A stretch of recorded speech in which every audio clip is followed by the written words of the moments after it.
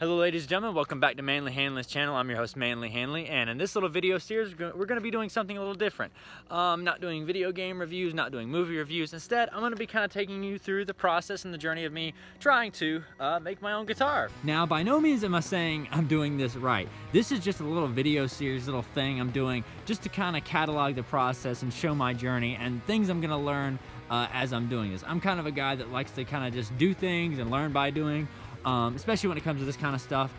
So I'm just kind of doing this as like a little experiment right now, just to kind of see how everything goes. So what I did at the very beginning was I took the guitar, took the neck off, as you can see, just kind of had just the body, sanded it down, filled in some different little spaces here and there, although there's still some spots like up top you can kind of see that are still, you know, kind of cracky and yucky looking. But I kind of filled it in, put some mineral spirits on her, and then I said I'm gonna paint it that surf green color like Tom DeLonge. Again, you can't really tell the surf green. It looks a lot more green in person. This looks like much more of a pale blue, but it has this gorgeous like green saturated in there.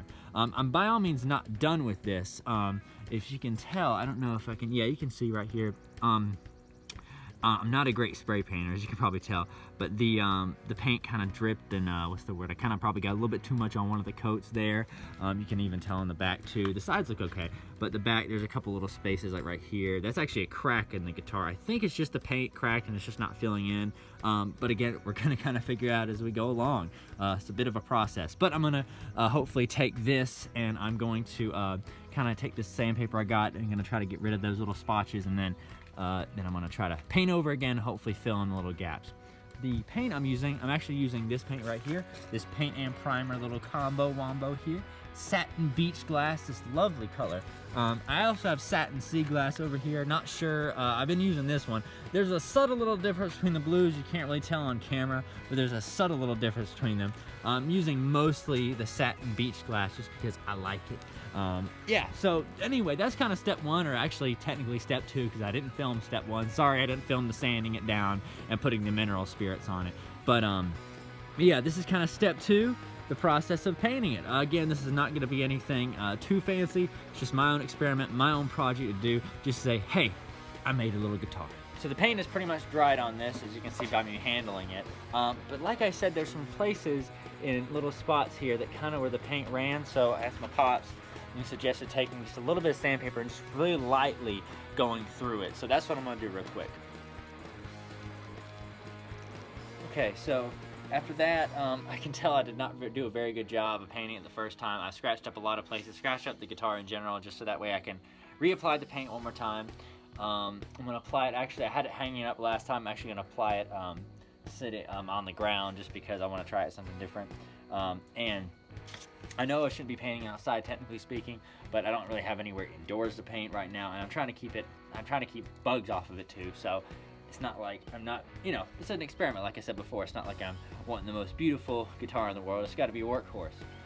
Just something to try. Oh, something small I forgot to mention was this little place right here.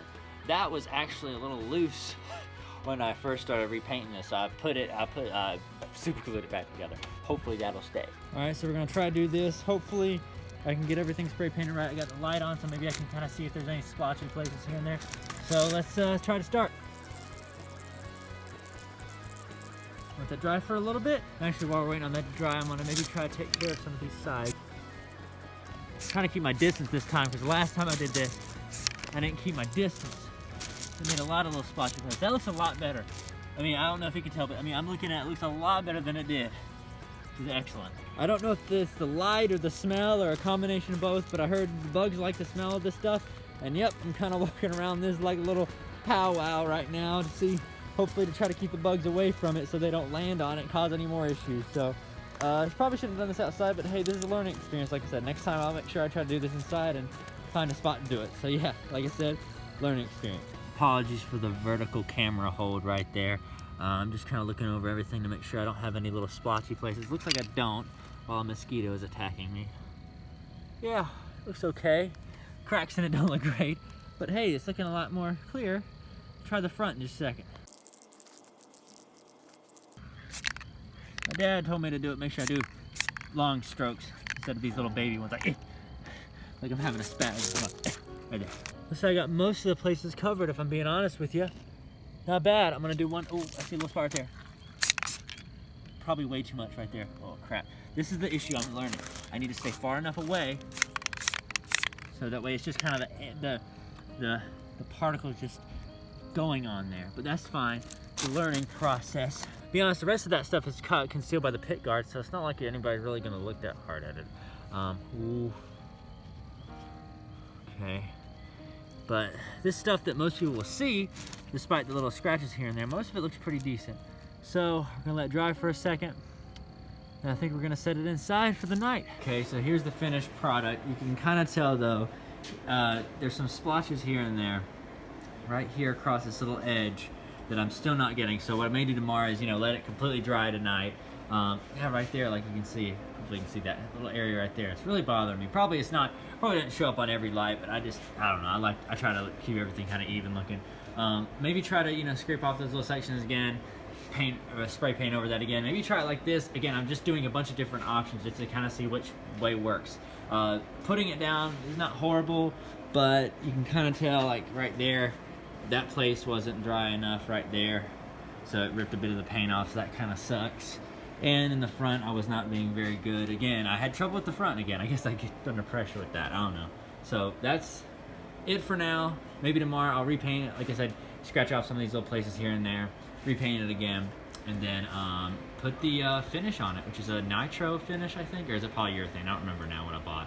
But yeah, so hopefully we'll do that. So it's been a little while since we worked on the guitar. That's a bit of an understatement, but hey, I had some stuff going on. All this stuff in the world going on definitely kept me from doing certain things and focusing on it. However, today I finally got a chance to go back and I decided to paint another coat of the little green paint on, or the Seafoam green paint on, and I decided to do some lacquer work, which let's just cut to the aftermath of the lacquer work just so you can see. So here's our two lacquer options. We have this one that I bought at like Lowe's, I think, and this one that I bought off of Amazon that I thought was specifically for a guitar, like a gloss lacquer kind of thing. So, uncertain about it, I wasn't sure which one to use, but when I started shaking this one, no ball. So I was like, I guess I can't use that one, so I started using this one because it has a ball, and I thought I remembered it being specifically for guitar. However, it didn't give a quite even finish. I gave my guitar like, 5 coats of this, I think, and it didn't give it a quite even finish. So I kind of just kept on going. There's a couple places that got nice and glossy, a couple places that still remain this like satin thing. It says gloss on there, so I wanted to get a nice glossy finish.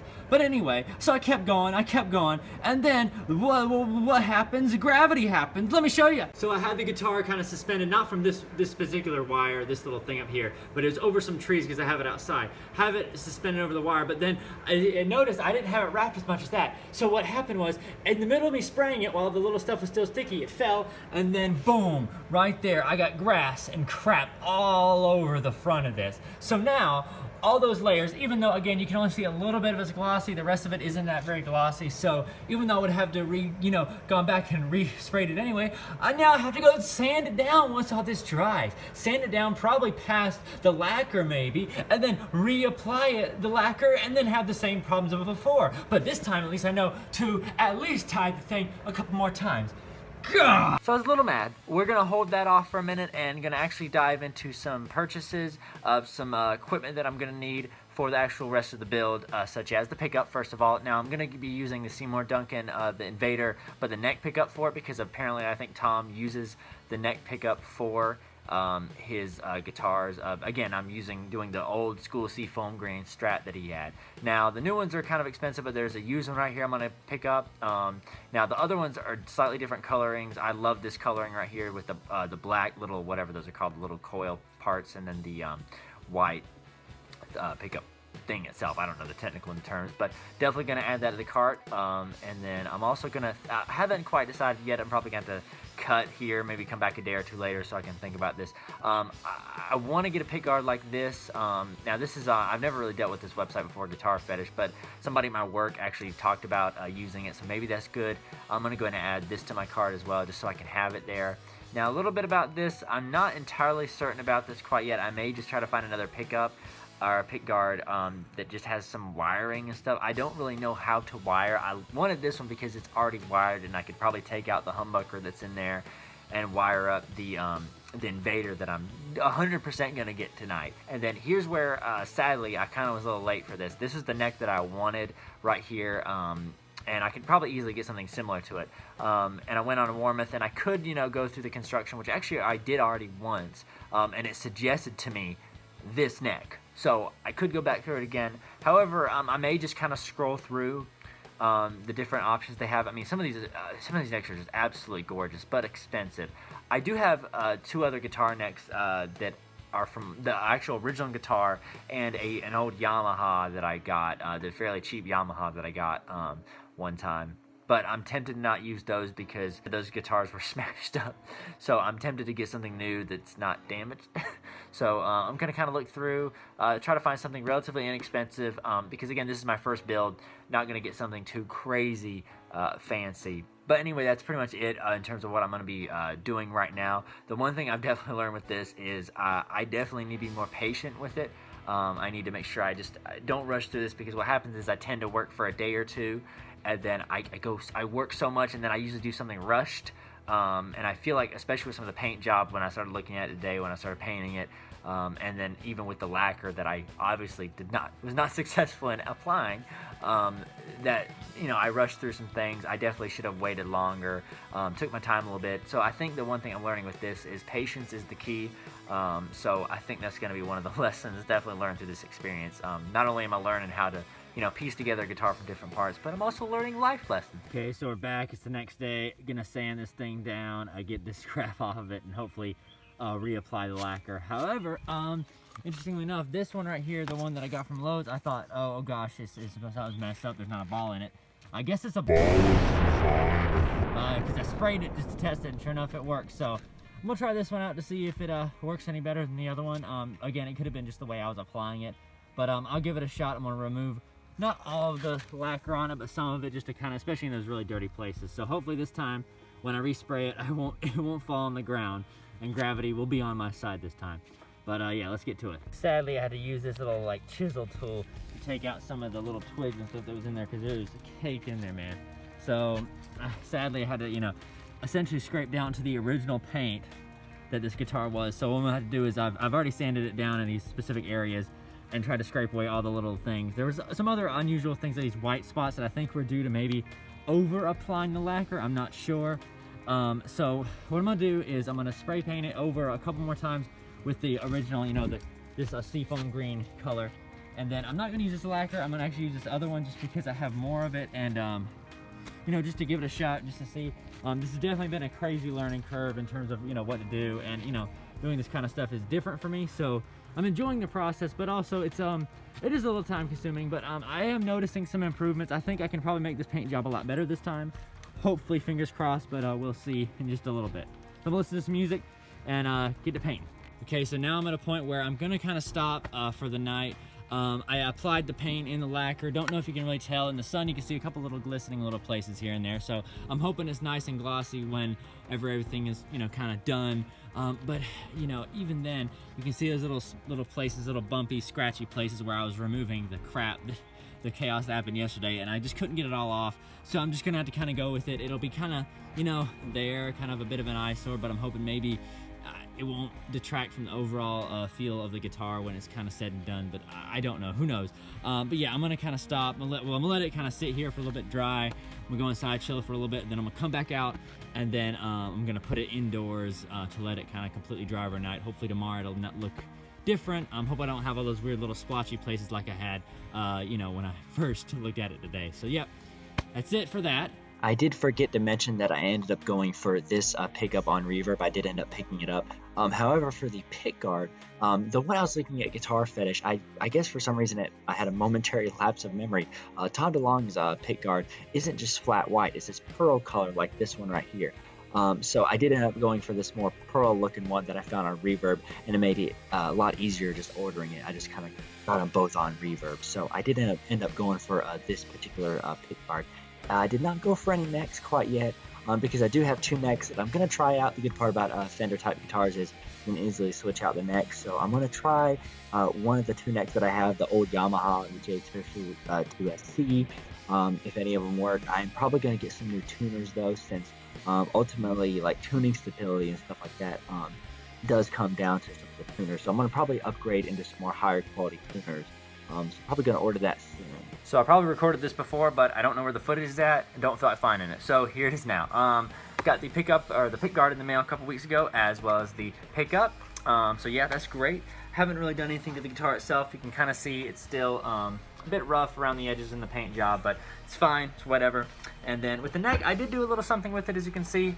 So I'll quickly step through that. So I decided to take the tuners off because, I mean, they were just absolutely disgusting, rusted, nasty. So I took them off. And while I was taking them off, I scrubbed it off with this sweet almond oil. I heard it was good on woods. I don't know. It's a nice, just little oil that I like to use on these things. Wiped it down for some. There's this old paint residue and junk on it, so I wiped it down. Also took off 2 stickers on the back of the neck. One was an inspection sticker when it was made, and the other was a made in China sticker. So I took those off. And when I was taking them off, I remembered that I had a PRS guitar that I had a separate set of tuners for. Well, when I bought it from the guy like did all this stuff to it and put new tuners on it. But when I bought it from him, he kept the old tuners with him in this little bag that he gave me.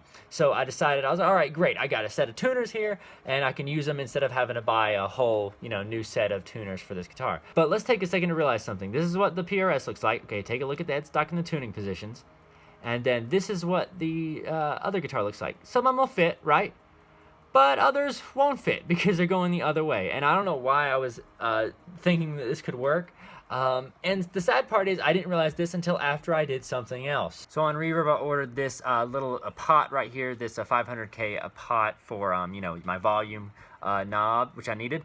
And then here's some tuners, which I'll talk about in a minute. And here's the hardtail bridge. I wanted the American hardtail bridge that Fender makes, 'cause I like the way it looks, but this is a little cheaper, so I went for this one. But if you look at it, I ordered the completely wrong set of tuners. I ordered ones that would go on, like, a headstock that has 3 tuners on one side and 3 on the other, not one that has 6 in a line. So I've been having to deal with that today. Thankfully, I've been messaging the guy that I bought it from, and he's been super nice about trying to get up with me and saying, do we have anything in stock? I haven't got a message from him yet, but hopefully I'll get something from him soon, and maybe we can work out a little deal, because there was some in his shop that was similar specs to what I wanted. So anyway, I made that mistake. So again, patience is one of the key words about this project that I'm realizing. There are all sorts of little accessories that I can use in case I run out of anything. I do have some, like an output jack that I was about to buy. I was about to buy an output jack with pre-wired stuff in it, but I do have one of those, and also have like a volume control thing. So there's certain things I'm not going to buy just until I see whether or not the stuff I have currently works. So while we're waiting on things to arrive, I thought to myself, I don't really like this J Tercer logo on here. What could I do? I have an idea, but I'm not going to share it with you. Quick note, everything from here on is pretty much recorded over a period of a couple days because it was just pretty chaotic and stressful to try to get everything done. So you're going to see not a lot of transitions. It's going to be one day to another to another. So at this point, I actually got the neck screwed on just fine. That was pretty easy to do. But when I was about to put the bridge on, notice it doesn't really fit in place at all. So what I'd actually have to do with this, if I want to do it the right way to put the bridge on, is I have to pretty much flip the guitar over, and where the cavity is, where the tremolo system used to go, and I would have to fill that in. But instead of doing that, I just said, well, thank God that I actually have this tremolo set up from an old crappy guitar that I smashed a while back. So I just figured I'd use the bridge from that and put it on there, which was pretty frustrating.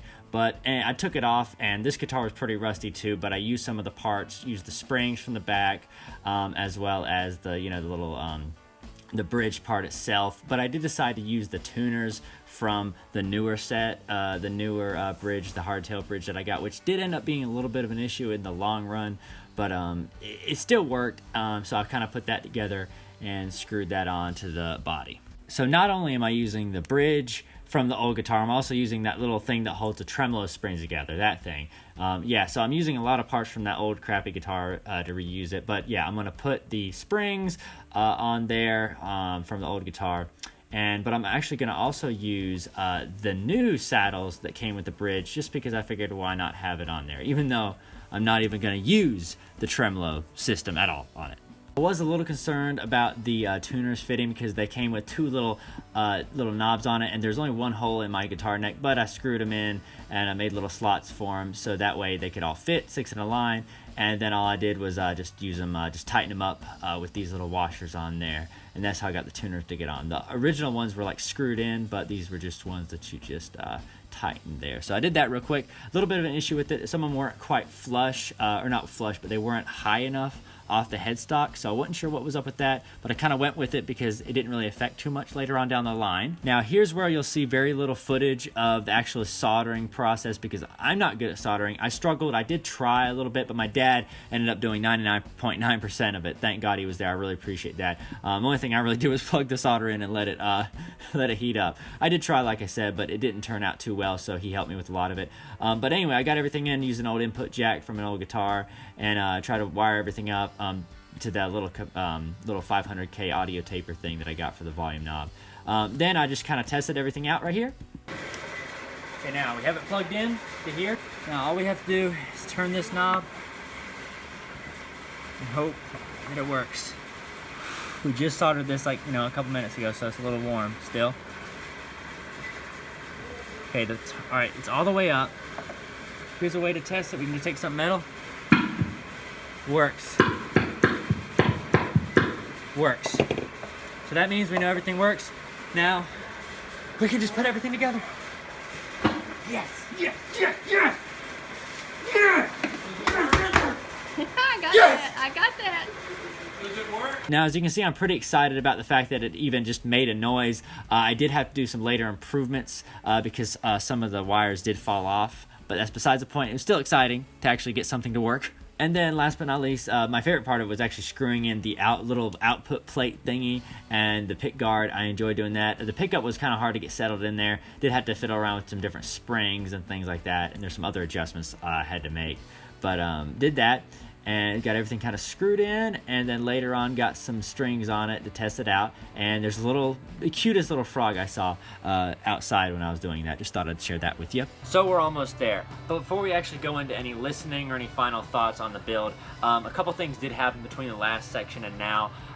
So after we kind of strung everything up, there's a couple adjustments I tried to make, but when I plugged it into the amp, every time I touched the volume knob or even moved the guitar around a little bit, the whole thing would kind of short out and the sound would cut out and there'd be all this horrible noise going on. So thankfully we took it apart and I looked at it. Turns out one of the wires just came unsoldered. Thankfully my dad fixed that, soldered it back for me. And in saying that, I want to give a special shout out to my mom and dad for helping me with all this. My mom was the camera lady for the last little section when I couldn't have enough hands to do everything, and also she helped me with holding things in place, and so I really appreciate her help for that, and my dad for being there to give me suggestions for painting things at the very beginning all the way down to doing the soldering, which I tried again and was not very successful at. So I do want to thank both of them for that.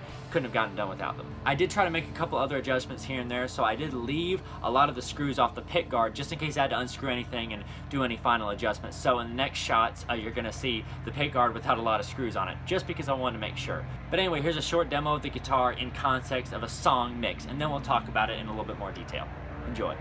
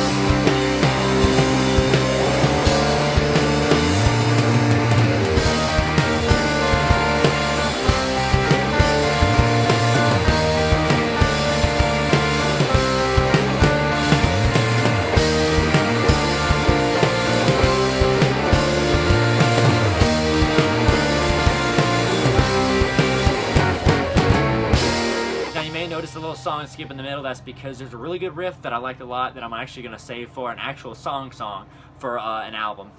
of some kind, but also because I tried to play the drum part and it sucked and it was bad, so I didn't include that for that reason. Anyway, let's get to actually breaking down some different things and my final thoughts on the build. So here it is, the Tom DeLonge Seafoam Greens cheapo Strat that I attempted to make, pieced together over a period of 2 months. There's a lot to say about this guitar. Some good, some bad, some things to definitely improve on, but I'm going to kind of break it down into 3 main categories: look, feel, and sound. So let's get started. The look of this thing. From a distance, it doesn't look too bad. It looks kind of legit, okay? But when you get closer to it, you can kind of start to see where the paint job is kind of rough. You can see right here is where the where it fell in the grass, and I had to kind of try to get rid of all the grass junk that was on this. So you can definitely tell the paint job is not great in any way. The guitar definitely has a lot of dings in it here and there. So the look of it isn't great, but I'm not too dissatisfied with the look of it.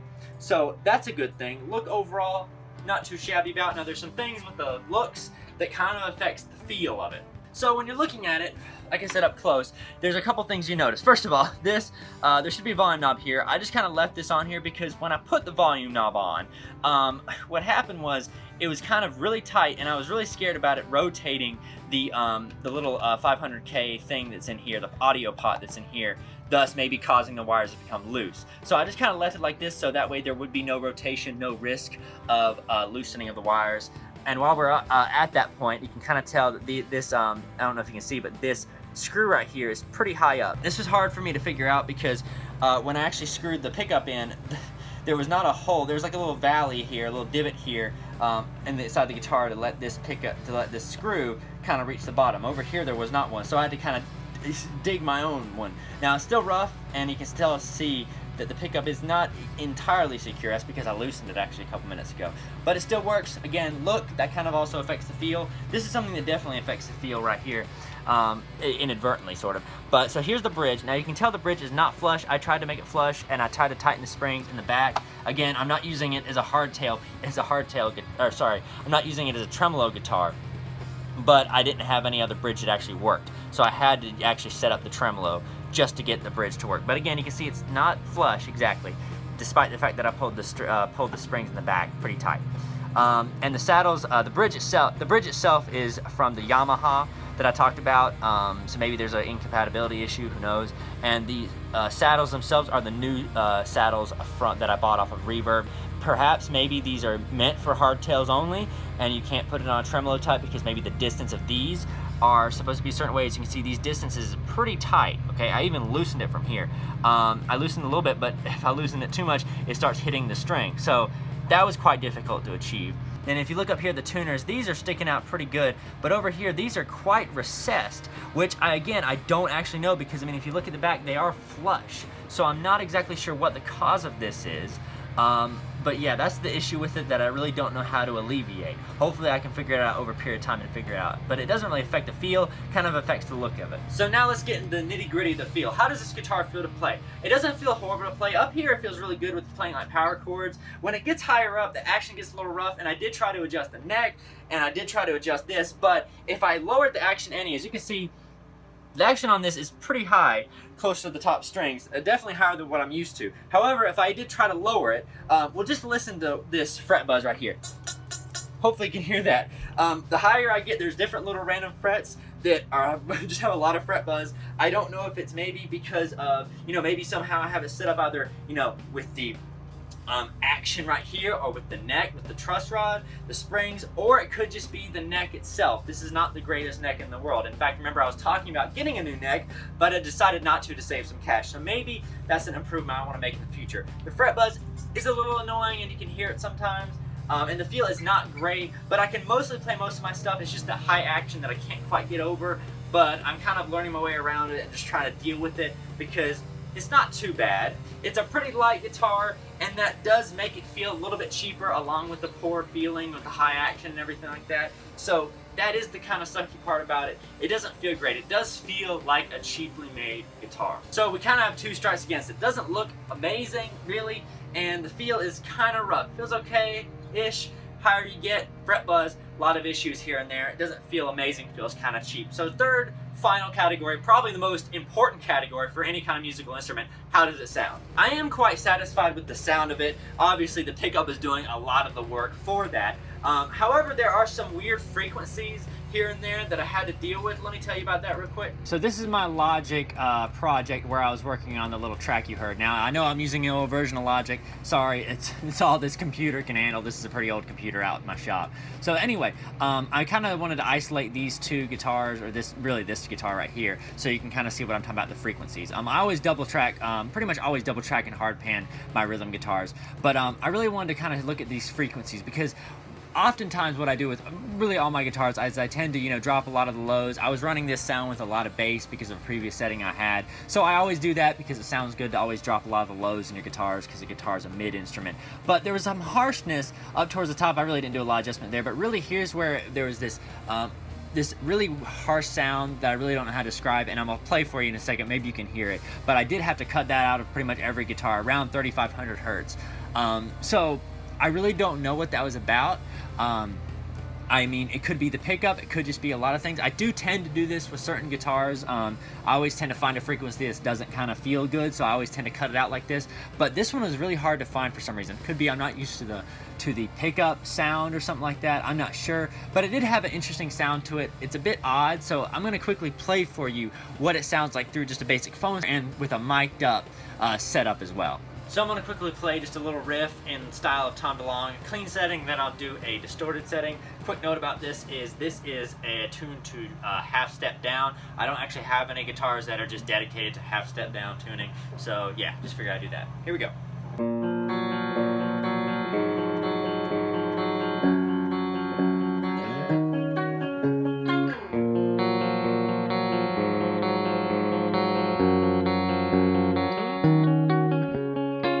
Here it is with a bit of distortion now. I'm going to play a little riff.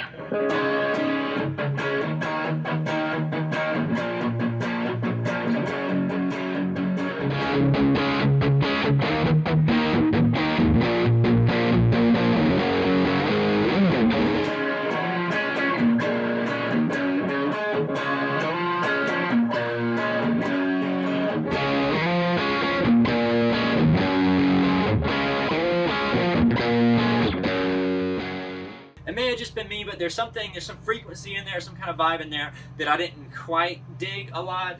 It could just be me, but I think maybe I probably need to work on maybe some more tweaking with the amp setting, with the distortion setting, probably more tweaking with this.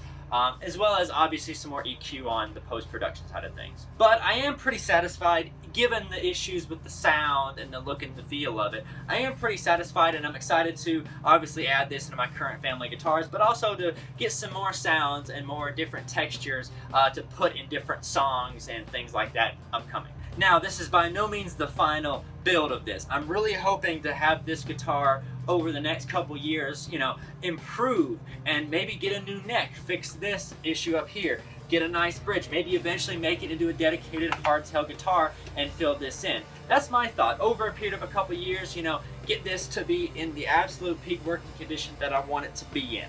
Because this is just version 1. I hope to maybe have a bunch of versions and improve upon it as time goes on. But that's it. This is the end of a 2-month process of not only working on this guitar, getting it into a semi-working order, but also a 2-month process of working on this video. So hope you've enjoyed it. It's been a lot of fun, been a challenge, been frustrating at times, stressful, but I'm glad to have it done so I can play the thing, record it, get some sounds, and also to work on other projects that I've been wanting to do as well. Thank you so much for watching. Have a good one, and I'll see you guys next time.